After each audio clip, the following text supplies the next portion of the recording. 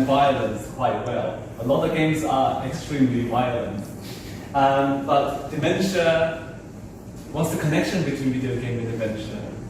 So if you stick with me to the end of the seminar, hopefully you will see the connection between the two seemingly unrelated things. So a bit of where I am, where University of Kent is. As you can see, we're zooming into England, and you can see London over there. And the southeast of London is Canterbury. It's a small little town. It's pretty much the size of Chiang Rai. It's quite small. And this is the city centre, and University of Kent is north of the city. And it's 1 hour train journey to London, King's Cross. Any fans of Harry Potter? So it's 1 hour to King's Cross. And down there is 2 hours to Paris on the train. And I live here. So it's about 1 hour if you want to walk to the university. I don't. So, as I said, this is a special slide that Pruitt added in. So some nice pictures. Did you take these pictures? I don't. He's a very good photographer. So these are some pictures showing the cities. The river here, and this is the kind of the high street. We have a little, it's a wall city, very ancient city. And this is West Gate. Yeah, it's really, really pretty. And this is the main campus of the University of Kent. And our school, engineering and digital art, is just right there.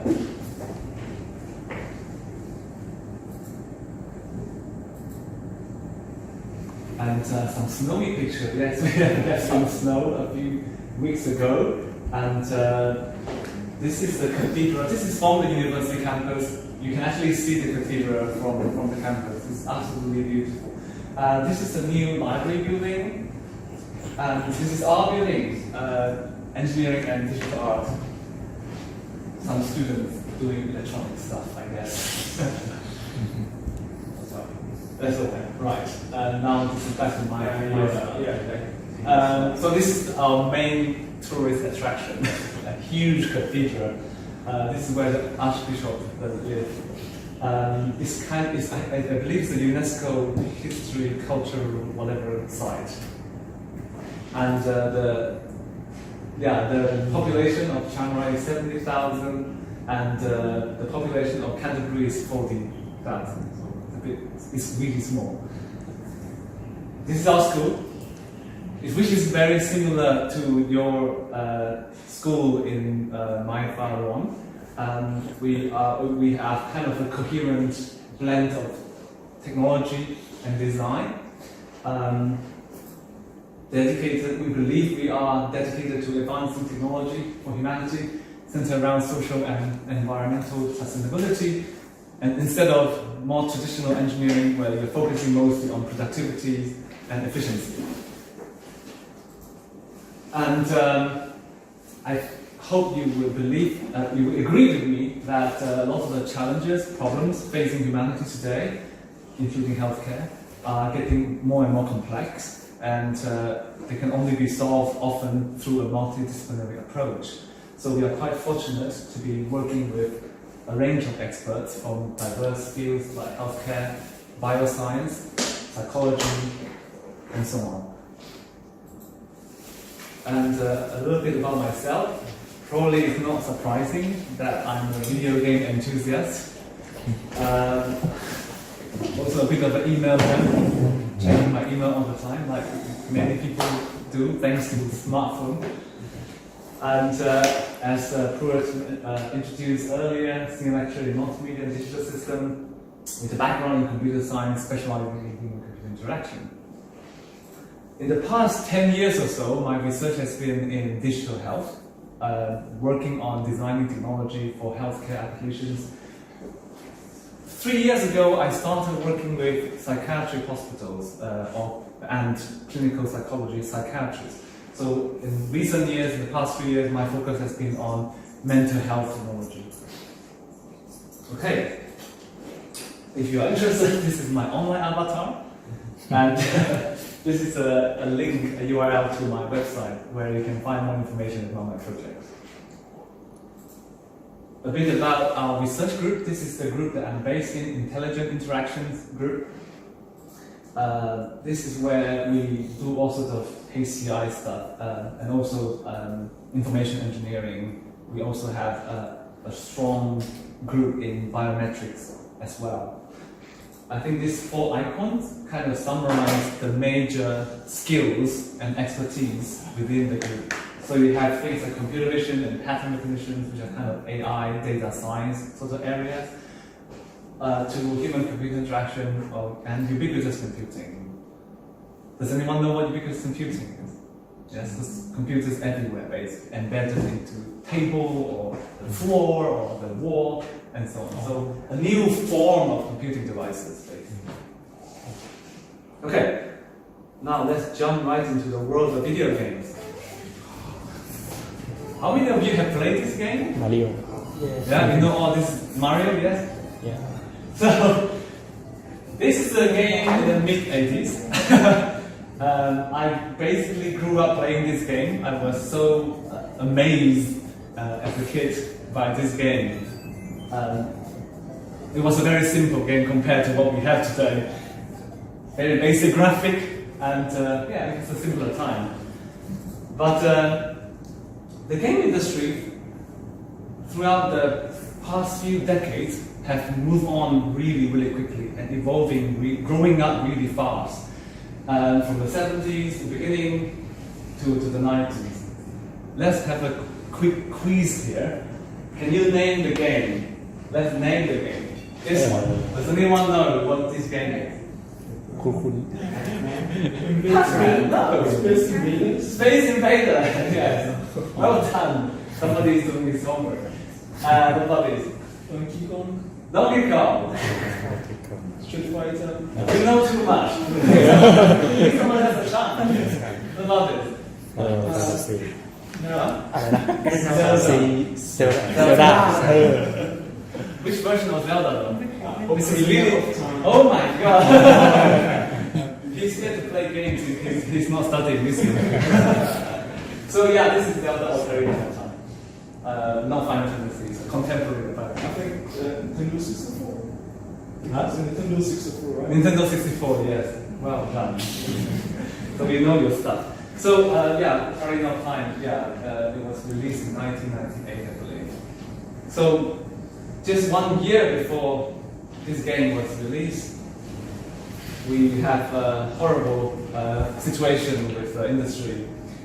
In the 1st of December 1997, a 14-year-old kid, Michael Parnell, shot to death.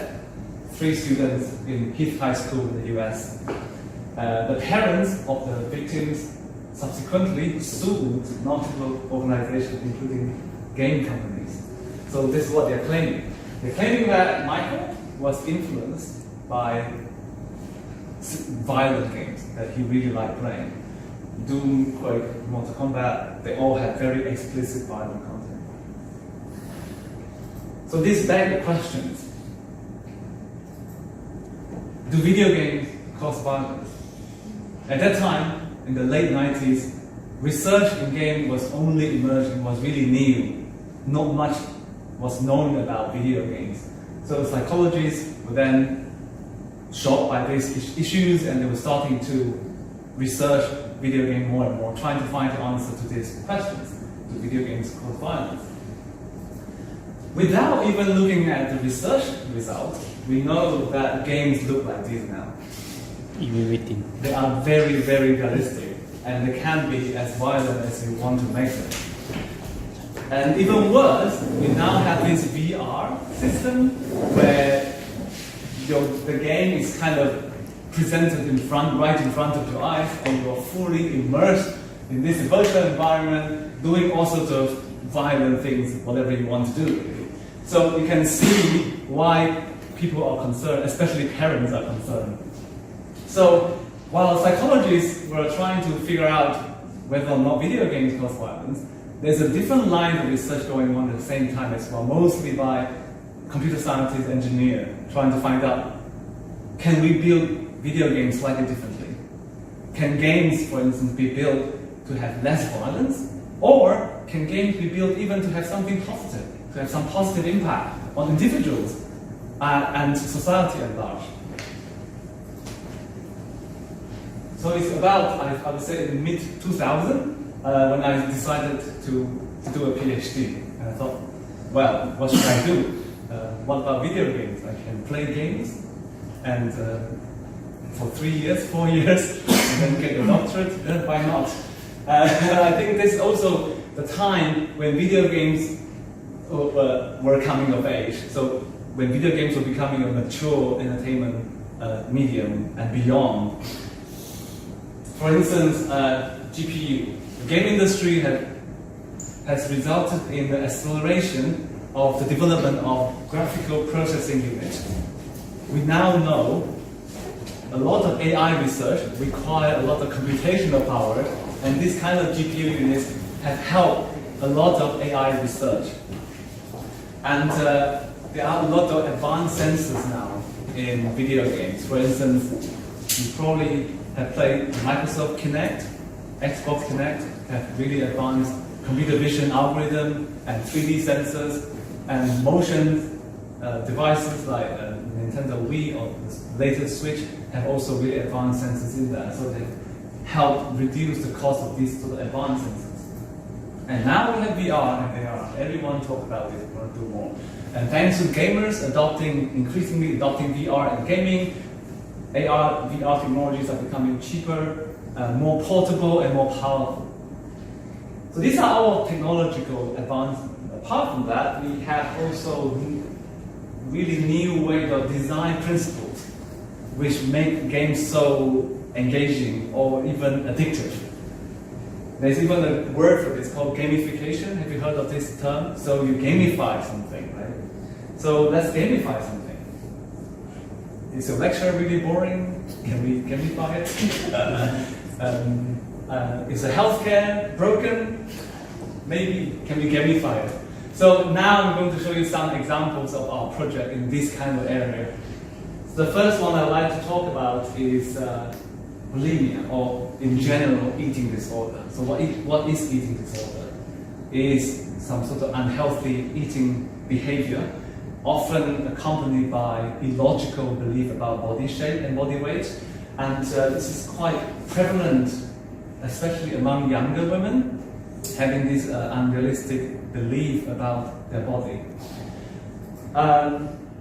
So the average cost of treating a patient with eating disorder in the UK at least is estimated at almost £9,000 a year, which is quite costly. To make things worse, at-risk individuals, patients, often, they are very, very reluctant to seek treatment because of the stigma in mental health and also the anxiety dealing with the body image. So, can we bring these patients to the therapist somehow without having them physically going to the therapist? Of course, we gamify it. So in this project, we work with clinical psychologists in University of Cyprus to develop a multi-user virtual reality remote psychotherapy program. And this is how it works. So imagine, if you like, you have the therapist and the patient. They could be in any part of the world. They put on the headset. They will be instantly teleported in the virtual and therapy environment. And they will be presented in forms of avatars. Well, not these avatars exactly, but you know what I mean. The cool thing about this kind of environment, obviously, is you can customize this in any way you want. They can look in any way they want. They can be in any environment they want. So you can customize and personalize this treatment specific to the patient. So we have carried out a pilot experiment with 14 females who are deemed to have high risk of eating disorder, and the average age of the patients, patient participants, are about 20 years. So to cut a long story short, we found a significant reduction in the score on troubling thoughts. So we measured a range of different scales of eating disorder before and after the experiment. So we found a significant reduction of score on troubling thoughts about working body after therapy. We also have a follow-up, 2-month follow-up analysis showing that the participants are still benefiting from the therapy. So we are quite encouraged by this result, but it's only 14 participants. So we have recruited 90 participants to test more systematically the effectiveness of this VR program. So to show you some example what we asked the participant to do in the therapy program, we developed this mirror exposure therapy program where the participants were asked to build their own avatar in VR. So this shows an example of the participant who was clearly quite slim, but when asked to develop an avatar of herself, this is the avatar she developed. So we asked her, we interviewed her after the therapy session, and this is what she said. I felt uncomfortable in front of the VR mirror trying to create yourself. It's just very uncomfortable and very, very miserable. So the VR environment didn't feel like a game or anything. It feels like a real therapy environment where they actually feel real emotion when engaging in this kind of therapy. But at the same time, she said, I really like it. It was a great experience and it helped me a lot. It helped me to understand several things about myself and my body and all the concerns I have. I enjoy it and it made me think a lot. So at the same time, they feel that it's a safe environment, so they can learn how to cope with this anxiety, these anxious thoughts they have. So we're quite encouraged by this feature of VR where you can create a realistic enough environment for them to gain the benefit of therapies, but without triggering high level of anxiety among the patients. So moving on to the next project is a project about exercise pain. It's a collaboration with sports sciences in the University of Kent. Right, we keep hearing this all the time. Exercise is great, it's essential, blah, blah, blah, blah, blah, it's good for your health. How many of you exercise regularly? I had to put my hand down as well. So no, not at all. Okay, do you run or? Yeah, I go to the gym like twice a week. Twice a week. You play the game, you do gym, you study. What else do you not do? That's great though, but for many of us, exercise is just painful. Even if you run occasionally, you might just stop because if you run for a prolonged period of time, usually it causes discomfort and pain as well. So we ask the question then, what if this perception of pain can be offset during exercise? Can we reduce this perception of pain during exercise? So we run a study trying to answer this question. Can virtual reality be designed to trick people into exercising more and to experience less pain? So this is our main research question. Can we use VR to trick people into feeling less pain?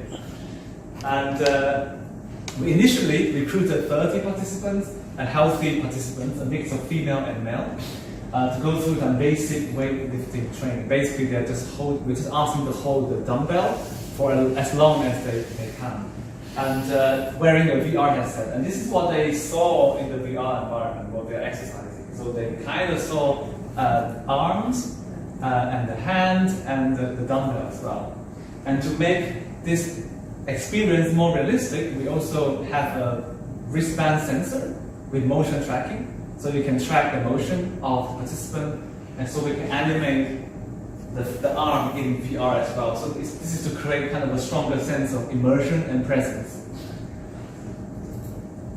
Right, so this is the protocol of the experiment. So you have the participant here with the VR holding this dumbbell and with the wristband to track the motion to animate the arm. And this is what the participant saw in VR. Can you spot the difference between what is real and what is virtual? Yeah. Yeah? Great. I think the virtual have bigger dominoes. This is the real, this is the virtual. So the virtual one has a smaller dumbbell, and this is the actual dumbbell they're holding, which is much bigger. So this is the trick. Obviously, we didn't tell them. So we want to know whether or not this trick can make them exercise longer and feel less pain. So what do you think? Did it work?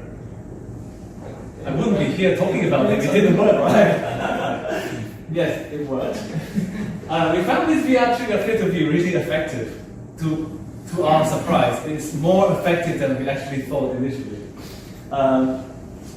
We found that overall, our participants lasted approximately 2 minutes longer in the exercise when they are seeing the smaller version of the dumbbell. We also measure their biosignal. During the smaller version exercise, participants' heart rate was significantly lower by 5 to 7 beats per minute than during the control session. And we also asked them to report how much pain they feel during the exercise. And the perception of pain was reduced 50% lower, much lower than the normal session when they actually saw a smaller version of them. It's pretty cool. So it's 30 participants, but we have since then run more study with 130 participants, and it consistently showed similar results. So we are very confident this effect is quite strong and is quite real. And a cool thing about this is also, at the end of the experiment, we asked the participants, do you know it's a trick? Right? So some of them, yeah, I know it's a trick. The dumbbell was actually the same, it's not small. Even for those who knew it was a trick, they still lasted longer, their heart rate still dropped. So even if you knew it was a trick, it kind of still worked, it's still effective, which is quite surprising to us. So we are now exploring the possibility of working with patients with specific conditions. For instance, we talked to clinicians dealing with people with stroke. So we develop some sort of motion-related pain. So they're pain on the neck, they are so scared of moving their neck because of the pain, and also arms as well. So we want to know whether or not this VR system can be adapted to help patients with specific conditions. Right, moving on from VR project to something slightly different, we have a project related to dysphagia. What is dysphagia? It's it's just a fancy word for eating disorder. So the problem is patients suffering from dysphagia have difficulty or sometimes impossibility in swallowing and chewing, mostly swallowing food or liquid. Now, I love eating, especially Thai food, so it would be horrible if I can't eat normal food. So what happened to this patient? Usually they are given pasty food, like baby food basically, because they can't eat solid food. So quality of life is significantly diminished. Okay, obviously it's a real threat as well. If you can't get the nourishment and food, then you might have problems. So about 5-6 years ago, a clinical consultant came to us and said, look, he's a leading expert in stroke, basically, a consultant in King's College London. He came to us and said, look, I have a lot of patients who had a stroke, and after they recover from it, they lost the ability to swallow. And this is obviously a huge problem. So they came to us and said, look, we have rehabilitation program, so exercise-based rehabilitation help them. So if they practice, they do the rehabilitation, they will recover. They will be able to regain their swallowing ability. But as we know, to do this rehabilitation, you require trained clinicians to be there, and the patient needs to go to the clinic, to the hospital, and it's a lot of cost and a lot of hassle, basically. And also, in general, patients' adherence to the rehabilitation program is quite low. Patients are generally not motivated to do it. It's boring. Now you see where I'm going. It's boring. They don't want to do it. What can we do? Like gamify it, right? So this is exactly what we did. So we want to gamify this, but then how do we gamify this? We want to build a game which is driven by swallowing. So you're playing the game through swallowing. It sounds crazy, right? Currently, how do you play games? You press buttons, or you move your hand, or you move your head. How else do you play games? Thought control. Or you jump, right? You might have some sort of pressure sensor. So there wasn't really anything, any device in the market where you play the game by swallowing. So we had to build it basically. So looking around at the available sensors in the market, you have. Do you want to play a game like this? So this is kind of a current clinical sensors that allows you to measure, swallow, and chew. It's an EMG sensor, electromyography. So it measures the electrical signal generated by the muscles. So it's really inconvenient and it's hard to imagine a patient will be able to do this themselves at home. So we actually collaborate with my collaborator in Georgia Tech in the USA. We developed these kind of flexible sensors. So these are the same as the other one in terms of functionalities. Obviously, with very different form factors. So the advantage of this is obviously it's like a sticker, right? Anyone can stick on the skin, and it's wireless, so it's a lot more convenient. It's a lot easier for patients to do it themselves. And also, there's an extra advantage is that it's flexible. Imagine if you want to put a rigid sensor like that on your throat, especially on men, it's more difficult because of the different curvature on the skin. So with this, it's flexible, you can stick it on, it conforms really well on the curvature of the skin. So the signal quality is also better with less noise. So basically, we built also an algorithm to process EMG signals and translate it into game commands. So I'm going to show you actually I'm going to skip over this, I'm going to show you the video of how it works. So you can see this, you can almost not, it's almost invisible. The sensor is there. So they swallow. It's a very simple game in Unity. So it's kind of an infinite runner. You just run and jump across the gap. So the idea is they swallow and then the ball will just jump across the gap. So this kind of but once you've done, you can obviously build a more interesting and more sophisticated game with this concept, but it's just to show the concept. That you can actually control the game with this kind of sensor.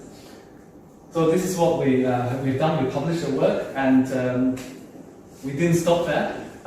Then we tried to say, look, we have this sensor now. It measures EMG, so we put it on the eyes.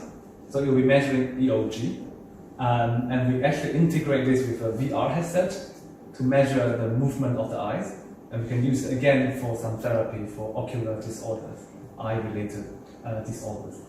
Okay, moving on from skin sensors. This is a new study. It's a PhD student who is currently working on this study, and he's actually from Thailand. And it's game-based cognitive assessment. Again, a lot of my projects actually came from clinicians. This is yet another one from a clinician, and this time he's an expert in epilepsy. So they want to be able to measure the cognitive performance of their patients. So currently, this is how you measure. Let me skip over this a little bit. This is how you measure the cognitive performance of the patient. So the patient will come to the hospital and carry out a lot of paper-based tests, and then they will calculate the score and determine their cognitive level. This is okay. This is very good, but again, it requires the patient to come. And often the patients just come maybe 3 to 6 months, and you can't really keep track of their progression. Maybe you change some medication, you want to keep track of the progression more frequently than every 6 months. So he came to us and said, is there a way we can actually build some sort of app, basically, mobile app, that player or user can use, and we can then, based on their interaction patterns, assess their cognitive function level. So we thought, yeah, we can do this, we can gamify it as well. So we actually thought of the idea of building some really popular games that people like playing, and then while they're playing the game, we can capture the interaction pattern, and based on that, infer the cognitive functions. Does it make sense? So yeah, we have just carried out the study with, I think, 20 healthy students. And we showed that, let's show you some of the games that we use. We use Tetris, Fruit Ninja, and Candy Crush. I think a lot of you have this game on your phone, yes? So these are very popular games. People like playing this. So the first step we did actually was to visualize the touch pattern. So we built the games. We also built in the sensing capabilities in the game to track the swipe pattern. So you can see that. Can you tell which game is which? This pattern. Yeah. Do you think is it Candy Crush, Fruit Ninja, or Tetris? Fruit Ninja. This is Fruit Ninja. Yeah. Actually, this is Candy Crush. Yeah. And this is Fruit Ninja, and this is Tetris. So the first step we did was, without knowing the game you're playing, just looking at the touch pattern, can we tell which game you're playing? This is the very first step. So yes, it turns out it's very easy. By just analyzing the swipe pattern, you can tell, yeah, you're playing Fruit Ninja, or you're playing Tetris, you're playing whatever. So the next step is establish whether or not you can tell this kind of pattern. If we observe this kind of swipe pattern, can we tell something about their cognitive performance? So obviously it was just a small study with 20 participants. We carried out a correlation analysis, and we found some links between certain features of swipe and cognitive performance. For instance, swipe speed is negatively correlated with the cognitive performance, meaning the faster the swipe speed, the lower the cognitive performance of the user. And we also found things like swipe length. The length of the swipe is again negatively correlated with cognitive performance. We also built in a capability to track the rotation and the motion of the phone as well, on top of the touch pattern. So we're also tracking the movement of the phone. So we found that the degree of movement has something to do with the cognitive performance as well. Now, apart from this sensing of touch patterns and phone rotation, obviously we can also look at the score, right? If you score really well in Tetris, maybe the performance of your cognitive performance is higher. So not surprisingly, we found also some correlation between the actual game score and cognitive performance. Now, people have actually tried to do this. It's not the first time someone has done game-based cognitive performance. But most of the time, people have looked at only this performance, game performance. But I think we are probably the first to look at the different kind of touch patterns and the sensor data as well. So we are currently running a study with real patients in Chiang Mai, actually, with 40 patients with substance abuse problem. So they have cognitive impairment due to substance abuse. So we want to be able to use this game technology to assess the patient's cognitive performance in the future if it's successful. So we have started data collection in the hospital in Chiang Mai. Finally, the last thing is dementia. So this is in the topic of the talk. So aggression and dementia. So I actually started working with dementia 7-8 years ago. We got some funding from the UK government, and we went to 3 care homes and built VR. At that time, there was no head mounted, it's kind of projected virtual environment. So it was 7-8 years ago, people thought we were crazy. Building, why do you want to build this thing for people with dementia? And then we built the game, we published the work, and about 3 years ago, the hospital contacted us and said, oh, I want to use this technology with our patients. So 3 years ago, we started working with this hospital, and this hospital is quite a unique psychiatric hospital. It's a secure psychiatric hospital where the patients often are referred to this hospital because they have committed some sort of violent crime, but they were not sent to the prison because of the mental health problems, so they got sent to this secure psychiatric hospital. And as in the general population, these patients are aging. There's a general population, aging population going on, so more and more people are getting dementia because of aging problem. And it's the same for psychiatric patients and the same for prisoners in hospital or prison. As they're aging, they're getting dementia, which means care for them becomes super challenging. First of all, they already have a violent and criminal background, and now they have dementia.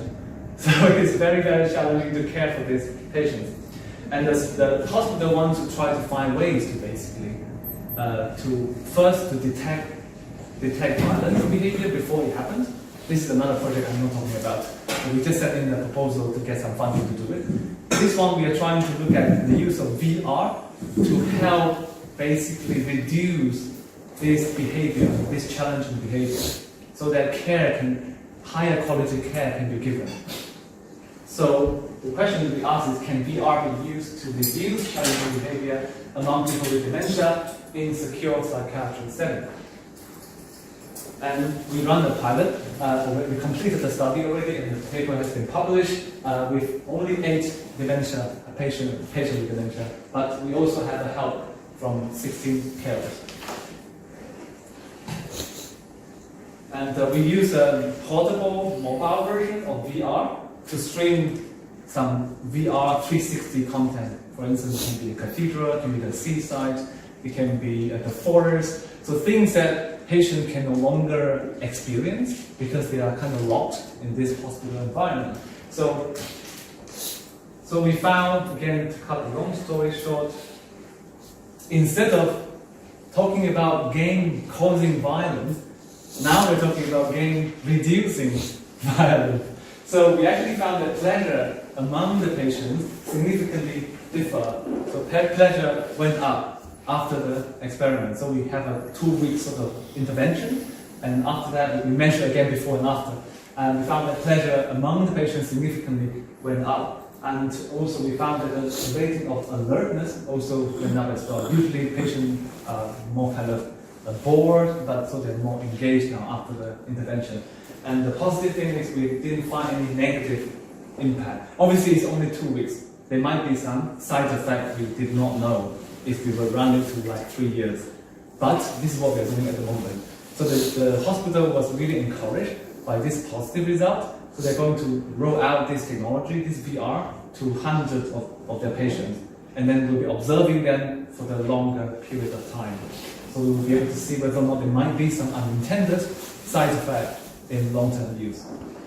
So yeah, again, we had some interview that shows that, this is a quote from the carer. They say the patient at the beginning of the experiment was verbally really aggressive, swearing at the researchers, asking them to go away. However, when the carer showed them the VR, he was still aggressive. When they just showed them the VR, he was still very aggressive. But when the patient was actually using it, when he put it on and used it, he appeared to enjoy being in his own way, so he calmed down basically instantly. We were later told that the patient would become agitated very easily, but surprisingly, he tolerated VR and used it for the maximum period of time that we allow, which is 15 minutes. So it's a very difficult patient, but he became really calm and seems to be enjoying VR in the intervention. So you might be wondering, what happened to the Heath High School case where the student killed? What happened to this lawsuit?